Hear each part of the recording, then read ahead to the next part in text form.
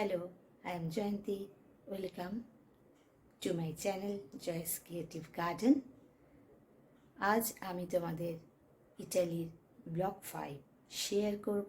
প্রথম থেকে শেষ অবধি দেখতে থাকো আর অবশ্যই সাবস্ক্রাইব, শেয়ার, লাইক, কমেন্টস। আজ আমাদের মিলানের লাস্ট দিন। আজ 20 জুন।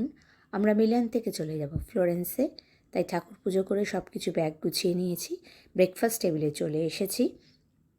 ব্রেকফাস্ট টেবিলে আমি ওদের আজকে বলেছিলাম এগ পোচ খাবো, কিন্তু কিছুতেই ওদের বোঝাতে পারলাম না। Egg poach, sunny side up সব কিছুই বললাম। লাস্টে গুগলের শরণাপন্ন হলাম। তারপর ওদের শেফকে ডেকে পাঠাতে বললাম, কিচেন থেকে বললাম আমি নয় গিয়ে তোমাদের দেখিয়ে দিচ্ছি। তো তারপর গুগলটা দেখলো, ওদের যে শেফ মেন কিচেন থেকে বেরিয়ে এসে দেখে বললো, ওকে ম্যাডাম, আমরা একে বলি এগ ফ্রাই। এতক্ষণে বুঝলাম যে আমি এগ ফ্রাই বললে হয়তো ওরা বুঝে যেত। যাই হোক, তোমাদের হোটেলটা দেখাচ্ছি। ওরা এখন আমার জন্য এগ ফ্রাই বানাচ্ছে। তারপরে আমি ব্রেকফাস্ট টেবিলে যাব। ততক্ষণে কি সুন্দর চলে এসেছি ব্রেকফাস্ট টেবিলে। ফুলগুলো দেখো ভারী চমৎকার। একটু ছবিও তুলে নিয়েছি, কেন আর তো এখানে থাকছি না। এই যে চলে এসছে এগ ফ্রাই। এবার আগে থেকেই আমাদের বুকিং করা ছিল। ব্রেকফাস্ট করে আমরা স্টেশনে চলে এলাম। বিজনেস ক্লাসের টিকিট আমার মেয়ে কেটে রেখেছিল। তো আমরা এই ট্রেনে করেই যাব ফ্লোরেন্স। মিলান থেকে প্রায় 3 ঘন্টার মতো লাগবে। আর যেহেতু বিজনেস ক্লাস, সেই জন্য ওরা আমাদের কিছু খাবারও দেবে, মানে স্ন্যাক্স টাইপের। তো এটা তো আগে থেকেই বুকিং করতে হয়। আমরা কলকাতা থেকেই সমস্ত, আমার মেয়ে বুকিং করেই গেছিলো। আর আমরা অপেক্ষা করছি কখন আমাদের স্ন্যাক্স আসবে। অ্যাকচুয়ালি কী ধরনের খাবার আসবে সেটা আমরা জন্য উদ্গ্রীব। এমনিতে তো পেট ভর্তি, আমরা খেয়েই এসছি ব্রেকফাস্ট। আর ইউরোপিয়ান ব্রেকফাস্টগুলো খুবই হেভি হয়, যেহেতু সকালবেলা খেয়েই ওরা বেরিয়ে যায়, মাঝখানে সারাদিন কাজ করে, অল্প কিছু হালকা খায়। বাইরের সিনারিও অদ্ভুত সুন্দর, খুব ভালো লাগছিল। আর মিলানটা খুব সুন্দর, অনেক কিছু স্মৃতি হৃদয়ের মণিকোঠায় ভরে নিলাম। আবার এখনও আমাদের বেশ কয়েকটা দিন বাকি আছে। ফ্লোরেন্স যাব, তারপরে কি করব, সেখান থেকে কোথায় যাব, সবটা দেখলে অবশ্যই আমার সঙ্গে থাকো। আমার চ্যানেলটা সাবস্ক্রাইব করো, শেয়ার করো। তোমাদের লাইক আর কমেন্টসের অপেক্ষায় রইলাম। দেখো বাইরেটা কি সুন্দর। আসল কথা, বেশ কয়েক বছর ধরেই বিদেশে ঘুরে ঘুরে দেখছি মোটামুটি মিল একটা আছে।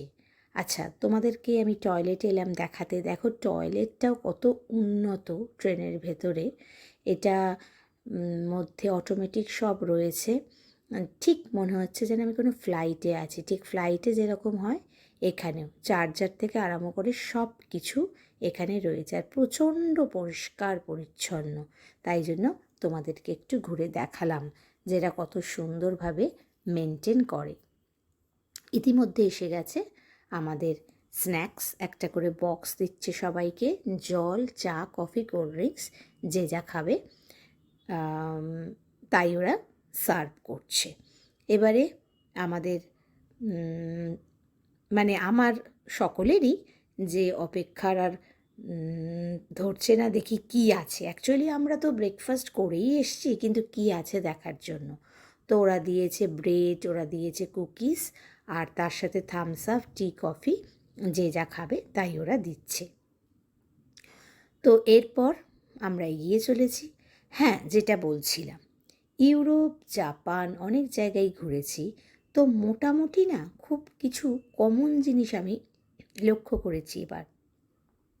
শহরগুলো আলাদা নিশ্চয়ই, কিন্তু এদের এমনি রাস্তাঘাট এত পরিষ্কার, এত গ্রিনারি যে মোটামুটি একই রকম লাগে। জাপানেও যখন ট্রাভেল করেছি তখনও দেখেছি, ফ্রান্সে যখন ট্রাভেল করেছি তখনও দেখেছি। এই গ্রিনারি আর সুন্দর পরিষ্কার রাস্তাগুলো বড্ড ভালো লাগে। আমাদের দেশেও গ্রামের এরকম আছে মাঠঘাট, কিন্তু সত্যি কথা বলতে গেলে সবসময় এরকম পরিষ্কার পরিচ্ছন্ন কিন্তু থাকে না। সেই জন্যেই বোধহয় বারবার মনে হয় অন্তত একবার বছরে ঘুরতে গেলেও বিদেশে ঘুরে আসবো। এবং তাদের দেখে আমাদের যেটা ভালো তাদের, সবসময় তো লোকেরা অনেক কিছুই গ্রহণ করছে, তো যেটা ভালো সেটা যদি আমরা নিতে পারি তাহলে কিন্তু আমাদের দেশে আমরা আরও উন্নত আমরা হতে পারবো। আচ্ছা, আমরা পৌঁছে গেলাম, দেখতে দেখতেই সময় কেটে গেল। আমরা এসে পৌঁছে গেছি ফ্লোরেন্সের।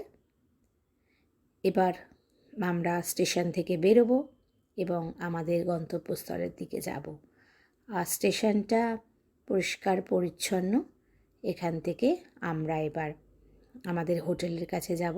খুবই কাছে আমরা হোটেলটা নিয়েছি, তার কারণ হচ্ছে বাবা সঙ্গে আছেন, খুব বেশি হাঁটাহাঁটি অসুবিধা হবে বলে আমরা বুকিং করার সময় সেটা করেছিলাম। এটা দেখো ফ্লোরেন্স, কী অপূর্ব না, মনটা পুরো একদম ভরে গেল, এত সুন্দর। আমার সঙ্গে থাকো। এই যে হচ্ছে রাস্তাটা এবং এটাই হচ্ছে আমাদের হোটেলটা। হোটেলটা বুক করেছিল আমার হাজব্যান্ড, আমার মেয়ে সব বুক করেছিল, কিন্তু ফ্লোরেন্সের হোটেলটা আমার হাজব্যান্ড বুক করেছিল। এটা হচ্ছে একটা প্যালেস ছিল যেটাকে হোটেলে কনভার্ট করা হয়েছে। কি অপূর্ব সুন্দর, পুরো আভিজাত্য রাজাদের এখানে কিন্তু বজায় রেখেছে। পুরনো ঘড়ি, পুরনো আসবাবপত্র, পুরনো ছবি। যখন আমার হাজব্যান্ড দেখো কথা বলছে রুমের ব্যাপারে, আমি এই ফাঁকে ঘুরে ঘুরে তোমাদেরকে দেখাচ্ছি। বাবা আর মেয়ে বসে আছে। আমাদের প্ল্যান হচ্ছে আমরা হোটেলে ঢুকে ফ্রেশ হয়ে আবার বেরোবো। বাবা যদি টায়ার্ড হয়ে নাও বেরোতে চান, উনি তাহলে রেস্ট নেবেন, আমরা বেরোবো। এবং সেই মতোই আমরা ওখানে হোটেলে জাস্ট ব্যাগ ট্যাগ রেখেই বাবাকে বললাম তুমি তাহলে বিশ্রাম করো, আমরা বেরিয়ে পড়লাম। আমরা এখন কোথায় যাচ্ছি সেটা কিন্তু বলবো না। আমরা এখান থেকে একটা ডাবল ডেকার ট্রেনে উঠেছি টিকিট কেটে। এখানে কিন্তু নর্মাল ট্রেনগুলোও ভীষণ ভালো। তো আমরা এই ট্রেনটা উঠেছি। উঠে আমরা এবার যাচ্ছি পিজা। কেন যাচ্ছি, ওখানে কি দেখব, সেটা দেখতে হলে আমার সঙ্গে তোমাদের অবশ্যই থাকতে হবে। আর এই ফ্লোরেন্সের রাস্তাটা, মিলান থেকে ফ্লোরেন্স এলাম তোমাদের অল্প দেখালাম, কিন্তু এই ফ্লোরেন্স থেকে যে পিজা যাচ্ছি এই রাস্তাটাও কিন্তু ভারী চমৎকার, ভীষণ সুন্দর। তো আমার সঙ্গে থাকো, পুরোটা দেখতে থাকো। এত ভালো লাগে দেখতে, চোখ একেবারে জুড়িয়ে যায়। আসলে এখানে তো আমাদের দেশের মতো এতটা জনবসতি নয়, তাই এরা কি সুন্দরভাবে সবুজটাকে মেনটেন করছে। আর দেখো পাশ দিয়ে একটা ছোট্ট খালের মতো নদী বয়ে যাচ্ছে, দূরে পাহাড় দেখা যাচ্ছে, অপূর্ব সুন্দর। ফ্লোরেন্সটা সত্যি আজকে তো ফ্লোরেন্স থেকে চলে যাচ্ছি একটু আউটস্কার্টে পিজাতে, এরপরে ফ্লোরেন্স ঘুরবো। তখনও তোমরা সঙ্গে থাকবে, আমার চ্যানেলটা সাবস্ক্রাইব করবে, তোমাদেরকে আমি পুরো ঘুরে দেখাবো। দেখো পুরো কি অপূর্ব সুন্দর, চোখ একেবারে আমার জুড়িয়ে গেল। নিচ দিয়ে গাড়ি যাচ্ছে। মোটামুটি আমরা কাছাকাছি এসে গেছি, এবার নামার পালা। সঙ্গে থাকো পরবর্তী ব্লগ।